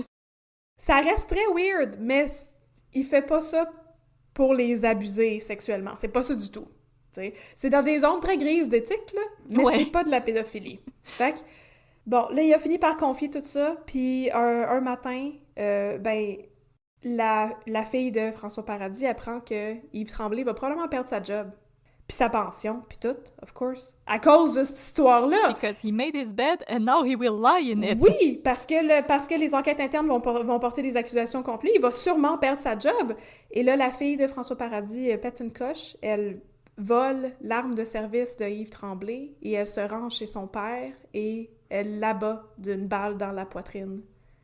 Et ensuite, elle se fait questionner justement par Isabelle et elle lui explique que c'est parce que cet homme-là, c'était pas son père, puis que Yves Tremblay, il méritait pas tout ce qu'il allait vivre comme conséquence à cause de cette histoire-là. Son père, c'était rien qu'un pédophile. Puis là, Isabelle Roy a dit « Mais pourquoi tu dis que ton père c'est un pédophile? » Puis elle dit « Ben parce que Yves Tremblay nous l'a dit. » Fait que la pauvre jeune fille s'était faite complètement brainwashée par son nouveau beau-père, qui avait réussi à la monter contre son père biologique, puis à la limite, à la convaincre d'aller l'abattre parce que c'était ça la solution plutôt que de permettre aux enquêtes internes de continuer et de conclure leur enquête contre Yves Tremblay. Mais là, Yves Tremblay va être encore plus dans le trouble parce que son arme de service a été utilisée pour faire un crime. Oui, mais c'était bien épouvantable cette histoire-là. Et tout ça commence avec Morgane. Avec quelqu'un avec un nom-tweet. Quelqu'un avec un nom-tweet. Donc ça, c'était l'histoire. Ensuite, Yves Tremblay, bien sûr, va être arrêté et envoyé en prison. Tant mieux pour lui. S'il mettait un autre commandant à la tête du poste 8, ou je sais pas où est-ce qu'il travaillait, qui ne sera pas un maudit tout croche qui va faire utiliser des ressources policières pour faire sa job sale. Tiens, Yves Tremblay, mets-toi les mains dans la piscine à vase des zigotos, c'est le fun? Ouais, c'est ça. Fait que là, la question ici, c'est y avait-il une morale à cette histoire? Puis la réponse est non, parce que c'est District 31, il n'y a pas de morale. Fait que c'est ça. On n'a absolument rien à tirer de ça, à part le fait que, mon Dieu, c'était terrible comme histoire, puis le pauvre monsieur méritait pas de se faire tirer dans le chest au milieu de la rue par sa fille. Non, vraiment pas.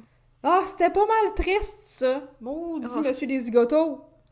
Oh! Maudit monsieur des zigotos, en plus, qui a dû endurer Anne Casabonne. Ben oui. Qui a connu Anne Casabonne avant que Anne Casabonne, je sais pas moi, vire sur le top. Bon, c'est une façon gentille de le dire. On est pas ici, hein. Elle a viré sur le top. Fait que là, je suis due pour un refill de café, mon chum. J'ai parlé vite, là, puis je suis fatiguée. Moi aussi. On va aller chercher nos tasses du SPGM dans la vaisselle. Yes. Alright. Merci, partner. Hey. 10-4, mon chum. 10-4, partner.